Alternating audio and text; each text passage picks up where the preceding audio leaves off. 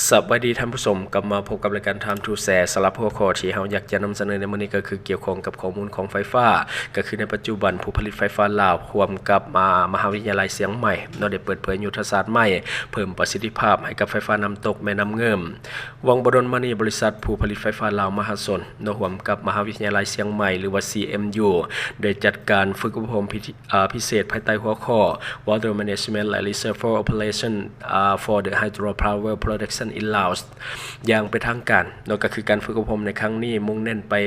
ในการยกระดับความรู้และการนำใช้นวัตกรรมใหม่ๆเพื่อเพิ่มประสิทธิภาพการผลิตไฟฟ้าจากเขื่อนต่างๆของผู้ผลิตไฟฟ้าลาวโดยเฉพาะแม่นการคุ้มครองทรัพยากรน้ำให้ยืนยงและก็เกิดประโยชน์สูงสุดเส้นเลือดใหญ่ของการผลิตไฟฟ้าในลาวแม่น้ำเงิมสปป.ลาวมีท่าแห่งอย่างดวงลายทางด้านพลังงานน้ำด้วยแม่น้ำลายทรายที่ว่าไหลผ่านภูมิสันฐานอันสวยงามของประเทศลาวที่มีกำลังติดตั้งด้านไฟฟ้าน้ำตกรวมประมาณ 5,813 เมกะวัตต์ซึ่งประกอบเป็นสัดส่วนใหญ่ของการผลิตไฟฟ้าทั้งหมดในบรรดาแม่น้ำเหล่านั้นแม่น้ำเงิมถือว่าเป็นแม่น้ำสายหลักที่ว่ามีความยาวประมาณ354กิโลเมตรและมีเนื้อที่ลุ่มน้ำกว้างใหญ่ถึง 16,800 ตารางกิโลเมตรปัจจุบันมีโรงงานไฟฟ้าก็คือ5แห่งก็คือตั้งแต่1 2 3 4 5ตั้งอยู่ตามลำน้ำสายดังกล่าวซึ่งมีบทบาทสำคัญต่อกับการพัฒนาเศรษฐกิจสังคมโดยรวมของลาวทั้งยังได้ก็ตาม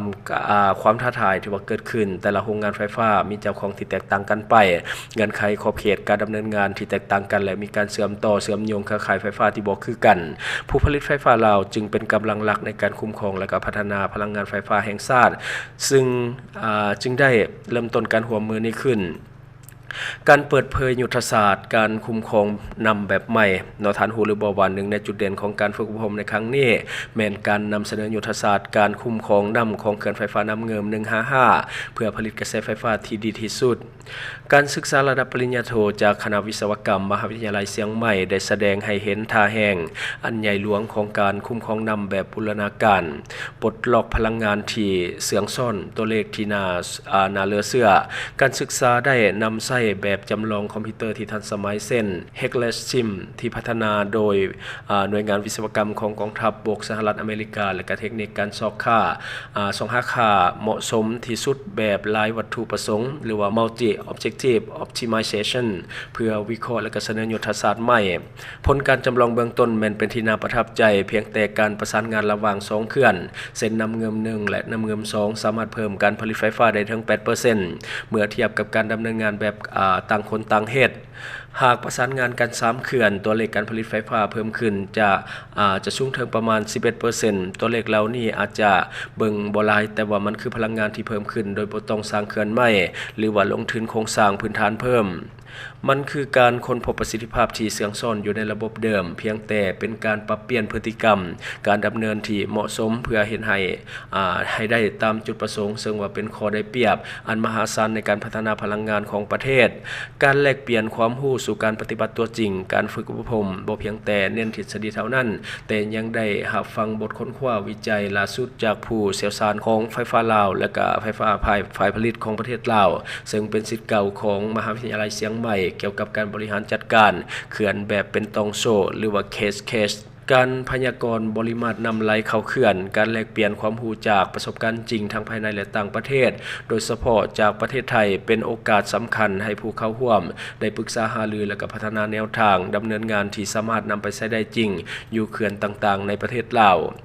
อนาคตที่ยืนยงเราก็คือพลังงานของลาวสู่ความมั่นคงการร่วมมือของไฟฟ้าฝ่ายผลิตกับCMU หรือว่ามหาวิทยาลัยเชียงใหม่แสดงให้เห็นถึงความมุ่งมั่นในการพัฒนาการคุ้มครองทรัพยากรน้ำของลาวให้มีประสิทธิภาพสูงสุดการนำใช้เทคโนโลยีการจำลองและการหลักการของ Optimization นี่บ่เพียงแต่ช่วยเพิ่มการผลิตพลังงานไฟฟ้าเท่านั้นแต่ยังช่วยลดการสูญเสียน้ำในฤดูฝนเฮ็ดให้การนำใช้ทรัพยากรธรรมชาติของพวกเราคุ้มค่าและยืนยงนี่คือก้าวสำคัญสู่อนาคตของพลังงานไฟฟ้าที่มั่นคงและก็มีประสิทธิภาพและเป็นมิตรกับสิ่งแวดล้อมของสปป.ลาวเองอันนี้ก็คือข่าวที่ว่าเราอยากจะนำเสนอในมื้อนี้เนาะก็คือเกี่ยวข้องกับเรื่องของการร่วมมือกันระหว่างไฟฟ้าลาวและก็มหาวิทยาลัยเชียงใหม่โดยซึ่งว่าอาจจะมีการยกระดับเรื่องของการผลิตไฟฟ้าอยู่ในสปป.ลาวของเราโดยเฉพาะในเขื่อนน้ำเงิมแต่155โดยซึ่งว่าจะช่วยเพิ่มประสิทธิภาพในการผลิตไฟฟ้าและก็ใช้พลังงานน้ำให้คุ้มค่า ค่าที่สุดยิ่งขึ้นเนาะอันนี้ก็คือสิ่งที่เราเก็บมานำเสนอในมื้อนี้หวังว่าท่านจะได้รับสาระดีๆสำหรับท่านที่ว่าเบิ่งรายการเฮาอยู่คิดเห็นจะได้กับสิ่งที่ว่านำเสนอไปก็อย่าลืมฝากไปภายใต้คอมเมนต์ของเฮาและข้าพเจ้าจะเข้าไปอ่านด้วยตนเองและก็ขอฝากนะสำหรับท่านใดที่ว่ามีพฤติกรรมเสี่ยงเรื่องของการกินดิบกินแดงลับก้อยซอยจุเลือดแป้งเนาะล้วนแล้วแต่เป็นพาหะนำโรคเข้าสู่ร่างกายของท่านบ่ว่าจะเป็นพยาธิใบไม้ในตับสันตับหรือว่าไวรัสตับชนิดต่างๆรวมทั้งพฤติกรรมเสี่ยงเรื่องของการดื่มเหล้าดื่มเบียร์เป็นประจำตัวนี้เฮาฮู้อยู่แล้วว่าฤทธิ์แอลกอฮอล์จะทำลายเซลล์ตับของเฮาซึ่งว่าเซลล์ตับของเฮาจะตายและก็เป็นกระดันหรือว่าเป็นพยาธิตับแข็งนั่นเองฉะนั้นอย่าลืมปกป้องตับของท่านด้วยผลิตภัณฑ์ดีพลัสของเฮาซึ่งว่าข้าพเจ้าก็กินอย่างต่อเนื่องเช่นเดียวกันและก็ขอฝากสำหรับคนลาวในปัจจุบันเงินกีบยังอ่อนค่าอยากให้ทุกคนช่วยกันพยุงค่าเงินกีบให้กลับมาแข็งค่าดังเดิมและก็อย่าลืมส่งเสริมสินค้าที่เป็นของคนลาวที่ผลิตภายในลาวเพื่อลดพรการนำเข้าสินค้าที่บ่จำเป็นจากต่างประเทศ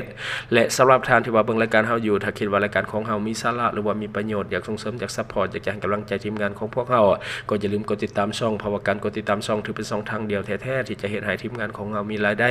และก็มีกำลังใจในการผลิตคอนเทนต์ดีๆแบบนี้ให้ท่านได้ชมเรื่อยๆอย่าลืมให้กำลังใจทีมงานของพวกเฮาด้วยการกดติดตามช่องขอบใจบริษัทเพชรสุขมิไซเจริญทรัพย์จำกัดผู้เดียวบริการก่อสร้างครบวงจรหับสำรวจพื้นที่ก่อสร้างและให้คำปรึกษาโครงการหับออกแบบโครงการต่างๆทั้งแบบ 2D และ 3D การบริการคิดไล่และการประเมินโครงการก่อสร้างหับเป็นที่ปรึกษาโครงการก่อสร้างต่างๆสำหรับท่านใดที่สนใจอยากใช้บริการกับบริษัทเพชรสุขมิไซเจริญทรัพย์จำกัดผู้เดียวสามารถติดต่อที่เบอร์ 02055662255 หรือ 02077776451 หรือท่านจะเข้าไปเบิ่งผลงานที่ผ่านมาของบริษัทพวกเฮาได้ที่แฟนเพจบริษัท PSMC จำกัด